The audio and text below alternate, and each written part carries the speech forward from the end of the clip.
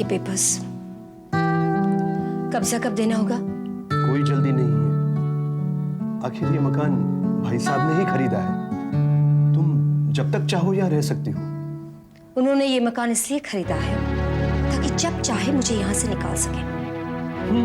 हो सकता है उनका इरादा ये भी हो, लेकिन मैं उन्हें ये करने से रोक सकता हूँ अगर तुम कहो। अब भी मेरे कहने पर कुछ करोगे?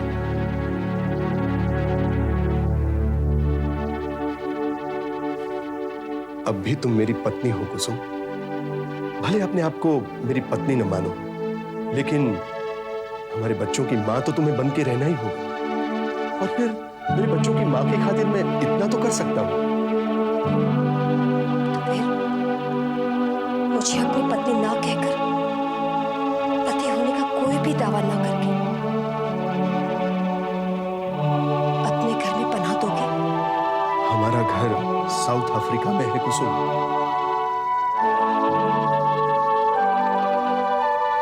मैं वही जाना चाहती हूँ, यहाँ के सारे बंधन तोड़कर। ठीक है, मैं जाते ही तुम्हारे वहां आने का इंतजाम कर देता हूँ। तुम जब चाहो वहां आ सकते हो।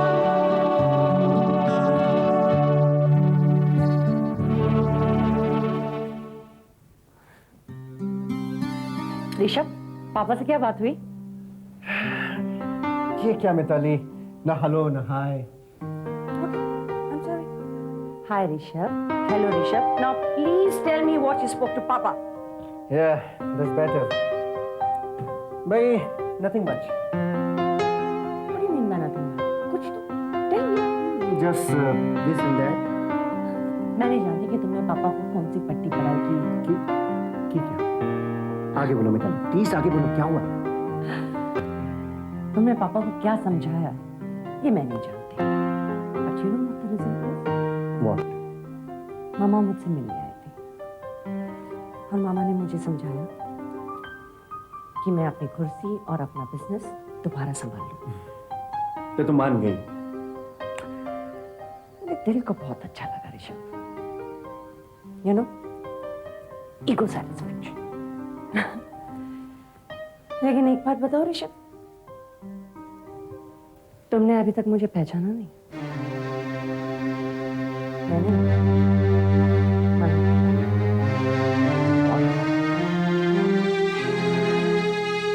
कि तुमने क्या किया Mitali?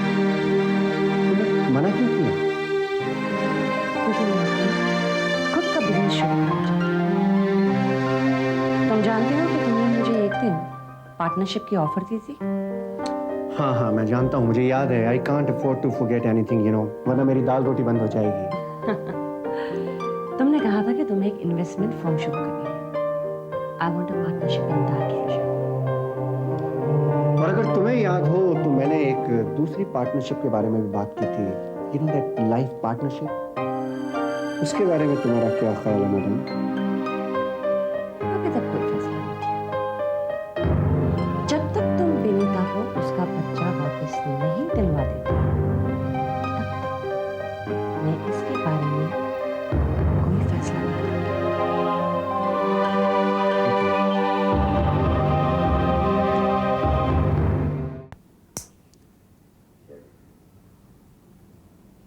May I come in? Sorry, मैं थोड़ा बिजी हूं। मैं अपने 10 क्लाइंट को अटेंड कर रहा हूं। मैं जब भी आपके ऑफिस में आती हूँ आप नाखून काटते हुए दिखाई देते हैं। खाली वकीलों के नाखून कुछ ज्यादा ही बढ़ते हैं, नहीं? आइए बैठिए। कोई खास काम? काम? मैं तो अपने केस के बारे में बात करने आई थी। कौन सा केस? जी? ओह सॉरी सॉरी, मैं भूल गया। आपका एक लौता केस ही तो है मेरे पास। ये फाइल कहाँ गई? फाइल वाह,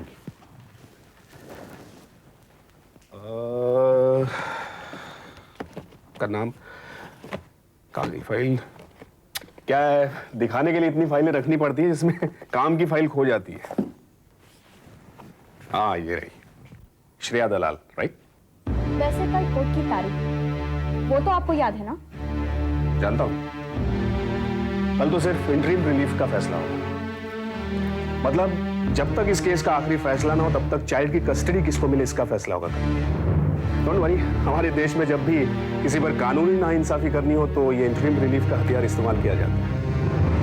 आपको मैं बच्चे की कस्टडी तो दिलवाई दूंगा, उसके बाद 10 साल तक केस चलता रहेगा। जो फैसला होगा जो होगा। एक मिनट, कानूनन नाइंसाफी से आपका क्या मतलब है? आप क्या कहना चाहते हैं? अगर रुत की कस्टडी मुझे मिलती है तो ये विनीता के साथ नाइंसाफी होगी? ऐसा मैं कैसे कह सकता? उनसे मुझे क्या लेना देना है? फीस तो आप दे रही हैं। आप एक काम कीजिए, आप मेरे पेपर्स मुझे वापस कर दीजिए प्लीज। मैं किसी और वकील के पास जाऊंगी। क्यों? मैं बहुत अच्छा वकील हूं श्रेया जी। अगर आप चाहें तो मैं अपनी फीस भी कम कर दूंगा।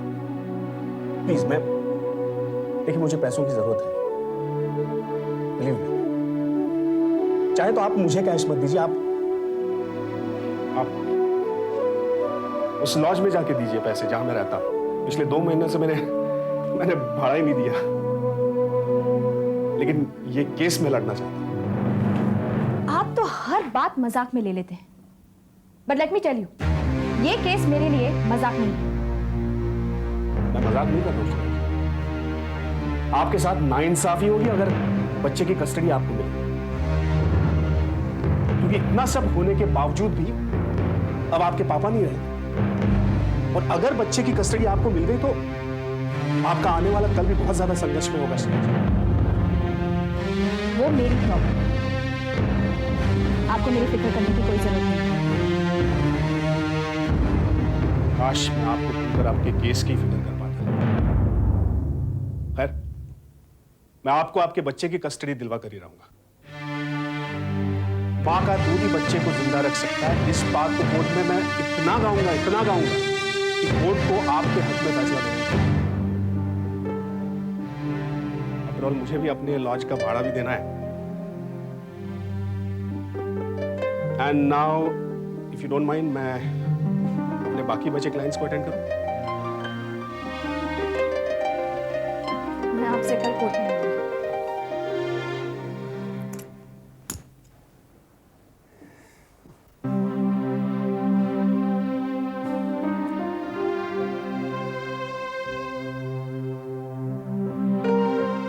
ऋषभ, ये कोर्टरूम नहीं है, तुम चलना बंद करोगे प्लीज? आदत सी पड़ गई है मिताली, यू नो, सबकॉन्शियसली। जब कोई बात कहना चाहता हूं तो चलने को दिल करता है। Why don't you give me a better excuse? There is a bad news and there is a worse news. क्या सुनना चाहोगे? दोनों। ओके, तो सुनो। विनीता के केस जीतने के चांसेस 0 है, 0, एब्सोल्यूट 0। ये तुम कह रहे हो? हम दोनों के अलावा और कोई नहीं इस कमरे में। Oh, shut up, Rishabh. You have an absolutely crude sense of humor. Truth is always crude and humorous too, madam. But ये ऐसा कैसे हो सकता है? We had a contract with her. Contract. Where there is a lawyer, there is a loophole. Contract में बाल की खाल निकाली जा सकती है। So what? तुम भी तो एक लॉयर हो, तुम भी एक लूपहोल निकाल दो। मुश्किल है, बहुत मुश्किल है। You see, रितेश का कॉन्ट्रैक्ट डॉक्टर पाराशर के साथ में है और डॉक्टर पाराशर का कॉन्ट्रैक्ट श्रेया के साथ में है। We cannot touch Shreya directly. हम श्रेया को डायरेक्टली कुछ नहीं कर सकते। ऋषभ, कोई दूसरा रास्ता तो होगा। देखो, एक ही रास्ता है। अगर श्रेया की मर्जी हो तो विनीता को बच्चा मिल सकता है।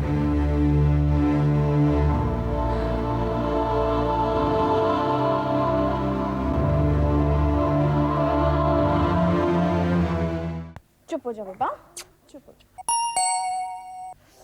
कौन आया इस वक्त? 1 मिनट, मम्मा अभी आई।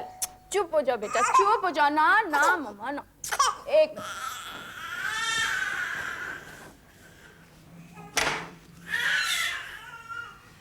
जी आप?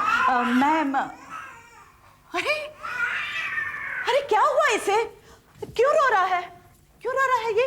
शायद पेट में गैस होगा, लेकिन घी में हींग मिलाकर लगाया या नहीं? चलो मैं बना देती हूँ। 1 मिनट, आप कौन हैं? शायद पित्त हुआ होगा। हाँ, कफ होता है कभी कभी, तब कान में दर्द करता है। वो नागरवेल की पत्तियां आते हैं ना, जो हम खाते हैं उसे गर्म करके कान पे सेक किया करते हैं। इसका मालिश करवाती हो या नहीं? लेकिन आप है कौन? मैं आपको नहीं पहचानती। मैं 5 बच्चों की माँ हूँ। बच्चों के बारे में डॉक्टर से भी ज्यादा जानती हूँ। इस घर में कोई बड़ा बुजुर्ग नहीं जो तुम्हें समझा सके? नहीं। तो फिर तुम अकेली बिना किसी की मदद के बच्चा बड़ा कर पाओगी?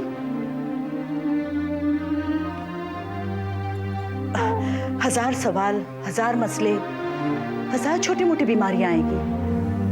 इस दुनिया में ऐसी कई औरतें हैं जो अकेले बच्चे को बड़ा कर लेती हैं। इसमें मानी आप वही है ना? ठीक पहचाना तुमने। मैं इसकी दादी हूं।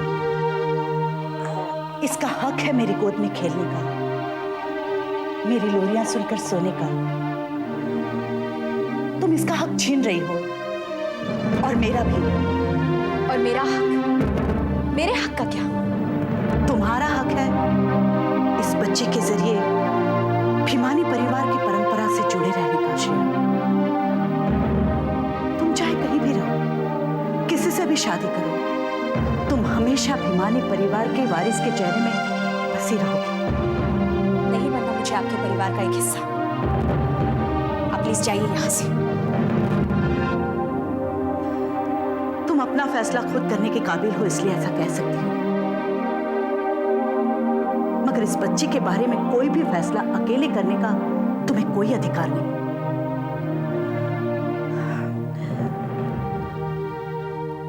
देखो श्रेया, इस बच्चे के भविष्य के बारे में सोचो कम से कम। मैं तुमसे विनती करती हूं, एक बार फिर सोचो। जिंदगी इसके दरवाजे पर दस्तक दे रही है, खुल जाने दो वो दरवाजा।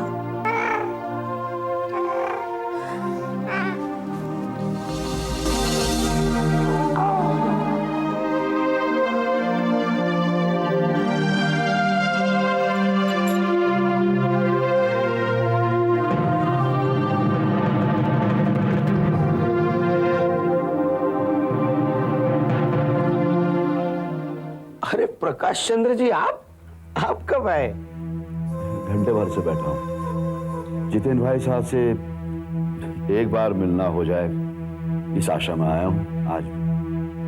आशा नहीं मरती, इंसान खैर, आपने नाश्ता पानी कुछ किया? नहीं, पेटिया घर का कुछ खाता पीता नहीं, खासकर अब। खासकर अब तो आप खा सकते हैं, क्योंकि ये घर अब आपकी बेटी का भी नहीं रहा। विनीता नहीं है प्रशांत भाई, लेकिन शिखा तो है इस घर में।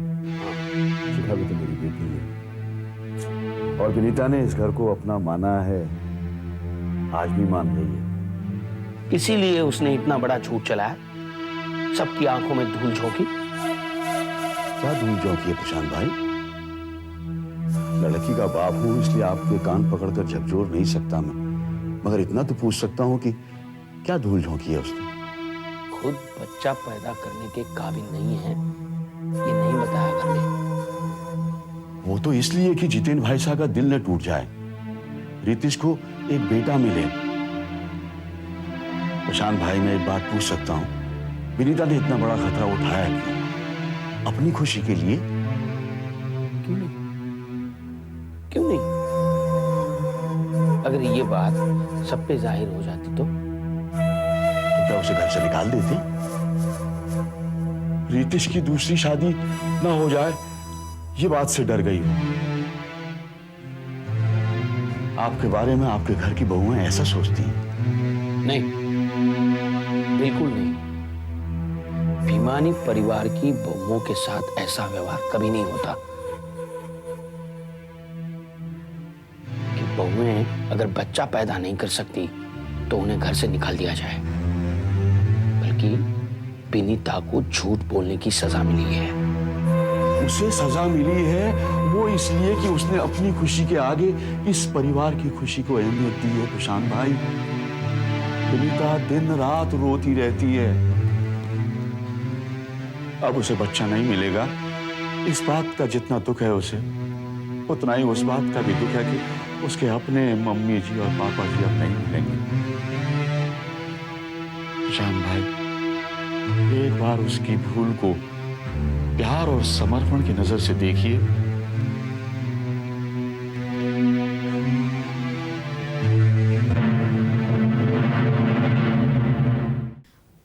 फिर भी मुझे निरंग की बहुत चिंता है। मैं किससे बात करूं, मुझे कुछ समझ में नहीं आ रहा। पारेख अंकल, निरंग तो मुझे कहते नहीं है, लेकिन जब से ये बात पता चली है कि वो गोद लिए हुए हैं, तब से वो बहुत ज्यादा उखड़े उखड़े, बहुत डिप्रेस्ड रहते हैं।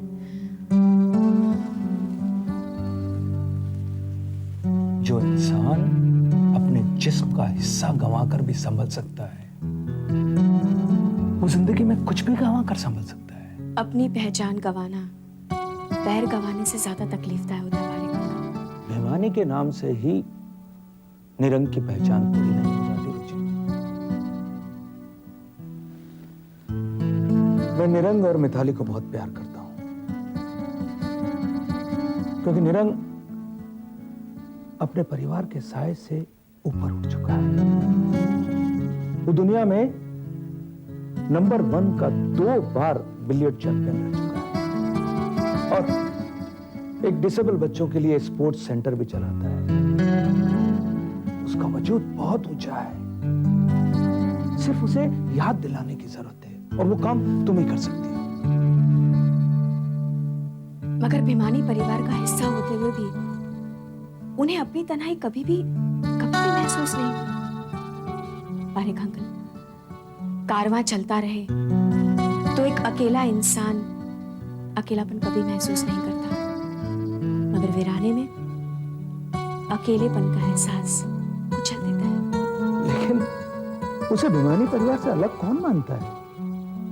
हाँ, ये सच है कि वो गोद लिया हुआ बच्चा है, लेकिन गोद ली हुई औलाद भी कायदे से औलाद ही होती है। मगर कायदे से भिमानी परिवार की जायदाद पर उसका जितना हक है, उतना मम्मी जी और पापा जी पर नहीं है। ये वो मानता है? जी हाँ, वो कह रहे थे कि मिताली दीदी के पैदा होने के बाद